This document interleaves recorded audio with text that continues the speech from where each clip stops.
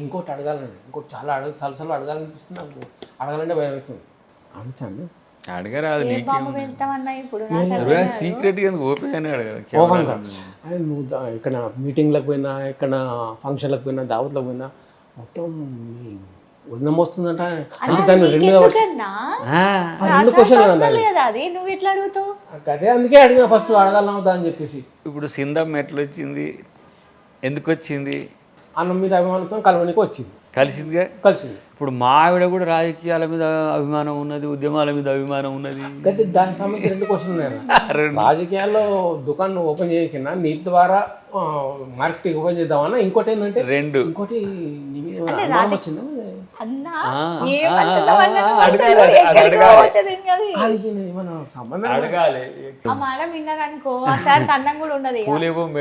అది ఇన్స్పిరేషన్. పూలే తను ఎట్లా తన సతీమణి తన వెంట, ఆమె టీచర్ బేసికల్గా, బాబీ టీచర్, వాలంటరీ రిటైర్మెంట్ చేసి నాతో తిప్పుకుంటున్నా ఇప్పుడు. అదే అందుకే డౌట్ వచ్చింది. ఎందుకంటే ఒక 20 years పాటు ఆమె 20-25 years మొత్తం జాబే అయింది. ఎప్పుడు ఆమెను చిన్నప్పుడు చేసుకున్న ఆమె 21-22 నాతో ఉండు లేదు, తిరుగుడు లేదు. రెండోది, ఆమెకు రాజకీయాలు వాళ్ళ తాతల నుంచే ఉన్నాయి.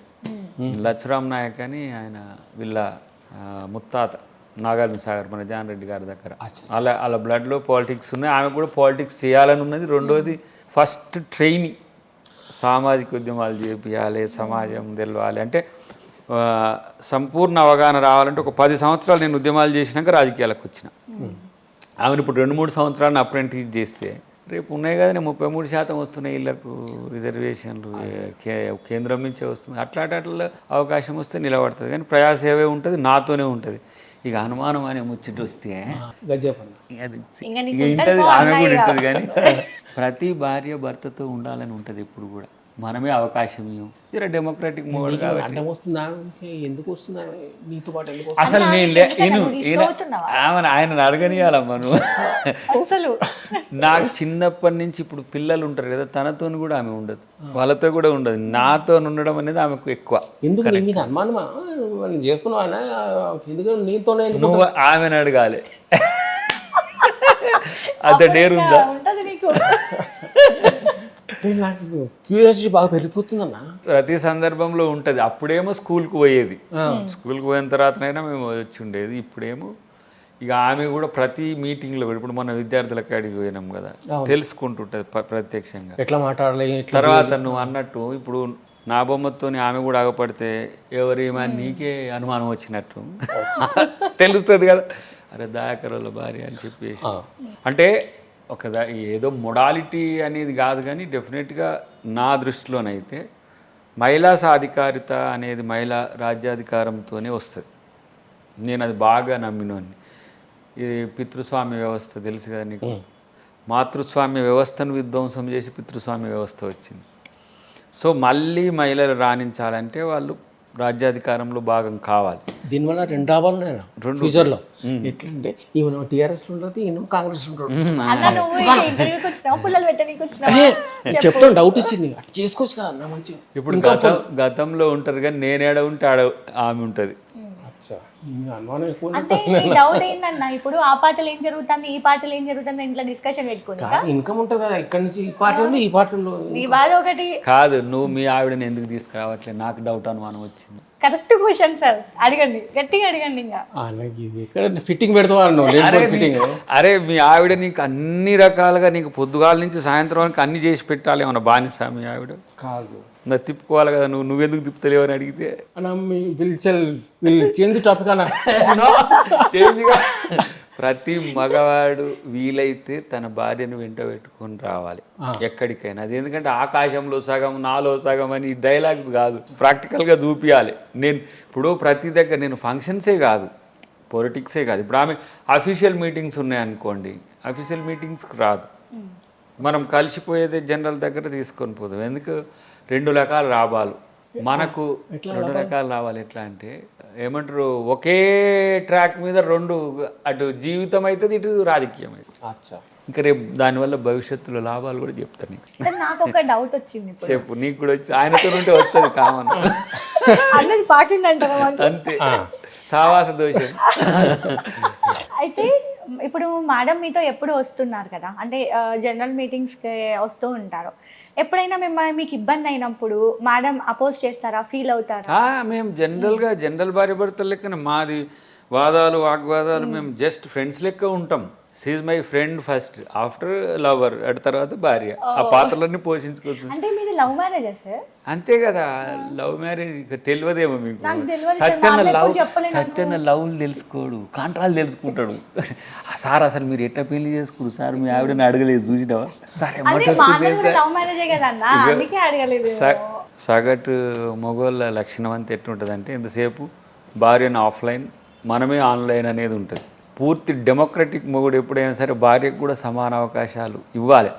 వాళ్ళ టాలెంట్ కొద్ది వాళ్ళు ఎంతవరకు వస్తే అంత కొట్టేస్తారు. కానీ మాది లవ్ మ్యారేజ్. ఆమె నన్ను కొట్లాడే చేసుకున్నది, వాళ్ళ ఇంట్లో కొట్లాడి చేసుకున్నది.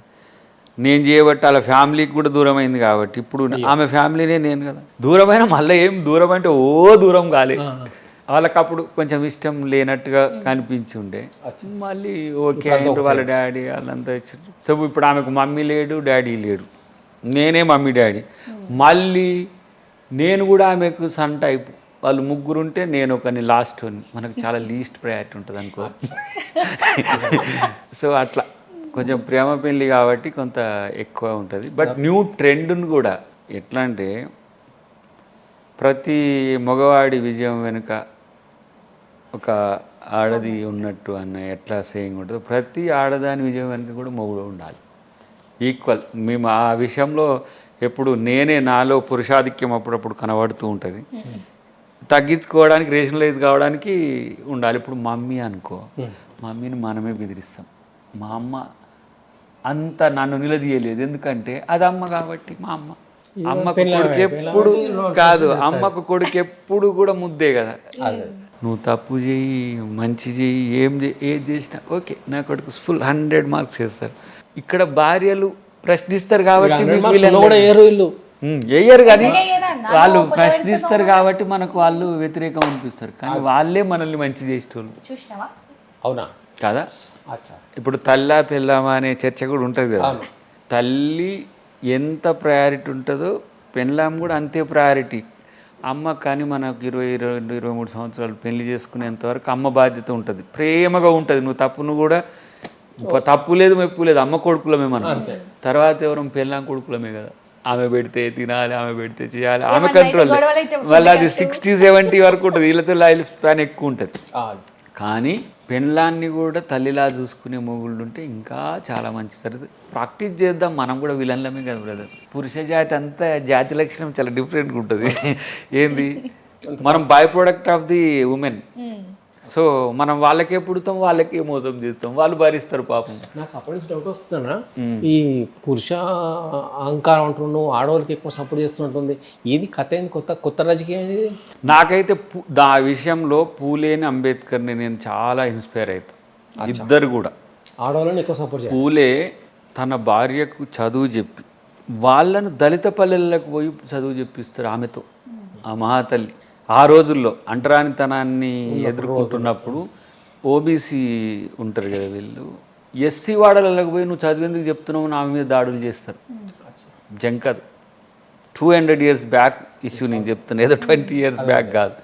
అంబేద్కర్ తను చదువుకోవడానికి రమాబాయి చేసిన కృషి అంటే తను పిడికలు తయారు చేసుకుంటూ వాటిని పిల్లల్ని పెంచుకుంటూ ఈయన లండన్లో ఉంటే, అమెరికాలో ఉంటే ఈయనకు డబ్బులు చేస్తే ఆయన పెళ్ళాం మీద చూపించిన ప్రేమ అంటే లైఫ్లో ఆయన ఎదిగిండు. కానీ తన ఎదుగుదలకు తన తల్లితో సమానంగా భార్య ఉన్నది.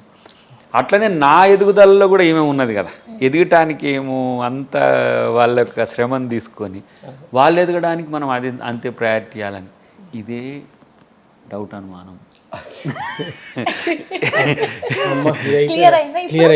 ఇది పెద్ద ఇష్యూ, కానీ చాలా మందికి అర్థం కాదు. ఏంది, చాలా మంది ఇట్లా నీలాగా అడిగిండ్రు, ఏమంటే తిప్పుతున్నాయి. ఒకళ్ళేమో ఇక మళ్ళీ నెక్స్ట్ టికెట్ కోసమే అయి ఉంటుందని ఒకళ్ళు, నీ లెక్కనే ఒక ఆయన అన్నాడు, ఏందన్నా కొంచెం కథం కంట్రోల్ దీనికి ఇప్పుడు మనోళ్ళు మన పక్కన ఉన్నంత నమ్మకంగా ఎవరిని కూడా నేను ఈ చూస్తాను. రాజకీయ ఫీల్డ్ అయితే అది కంపల్సరీ ఉండాలి. నేనైతే మా పిల్లలందరినీ కూడా రమ్మంట, వాళ్ళ ఇంట్రెస్ట్ ఏమున్నదనే విషయం పక్కన పెడితే. వాళ్ళంతా కమర్షియల్ వాళ్ళు, ఇంత సోషలిస్ట్ లీడర్ అనుకుంటే ఒక ఆమె బీబీఏ చేస్తుంది ఇంటర్నేషనల్ బిజినెస్లో, ఇంకో బీబీఏ అడ్మిన్ చేస్తుంది. అంటే డాడీ లాగా కావద్దు అనుకున్నారో ఏమో మరి. వీడు చిన్నగాడు ఏం చేస్తాడో చూడాలి. ఒక్కళ్ళన్న ప్రోడక్ట్, ఇప్పుడు మా డాడీ ఒక కమ్యూనిస్ట్ సోషలిస్ట్ లాగా ఉంటే నేనే ఒకరిని తయారైన. కొంచెం గుణాలు ఈ ముగ్గురిట్లు ఎవరు తయారవుతారని చూస్తున్నా. మాయావతి ఎవరన్నా అవుతారా లేకపోతే ఇట్లా అని చూస్తున్నా. వాళ్ళకి ముగ్గురికి పాలిటిక్స్ మీద అంత ఇంట్రెస్ట్ లేదు ఈ జనరేషన్. అసలు ఫస్ట్ది మా హనీ, అదే వీళ్ళందరినీ తయారు చేస్తుంది. కన్నది మేమైతే అది లీడ్ చేస్తుంది వాళ్ళని. కమర్షియల్ మొత్తం అది అమెరికాలో ఉంటుంది బీబీఏ చేసుకుంటారు. దీన్ని చిన్నదాన్ని కూడా బీబీఏని జాయిన్ చేసింది. సో వీడు కూడా కామర్స్కే పోతారా. నేను కామర్సే కానీ నేను ఇటు వచ్చిన సోషల్కి వచ్చిన. నాది డాక్టరేట్ కామర్సే కదా, అట్లా కొనుక్కోంది. మాటల్లో పుసుక్కున ఇస్తే అందుకే కాన్షియస్ ఉండాలన్నా. సరే ఇక మళ్ళా నువ్వే మొత్తం మాట్లాడుతున్నావు, నాకైతే అస్సలు మాట్లాడలేదు. అక్కడనే మహిళా ఆధిక్యత ఉండాలని నేను చెప్పి రోజు మారినే సత్యనా. ఇప్పుడు మనం లేడీస్ కూడా ప్రయారిటీ ఎందుకు ఇవ్వాలంటే వాళ్ళకి చైతన్యం వచ్చింది. ఇప్పుడు ఓబీసీలు ఉన్నారు, ఇలా రిజర్వేషన్ కావాలని దేశం మొత్తం కొట్లాడుతారు. ఎందుకు? వెనకటి లెక్క లేదు. వాళ్ళు చదువుకున్నారు, వాళ్ళకి పైసలు ఉన్నాయి, వాళ్ళకు సోషల్ స్టేటస్ కావాలి, వాళ్ళే ఓట్లు ఉన్నాయి. ఇప్పుడు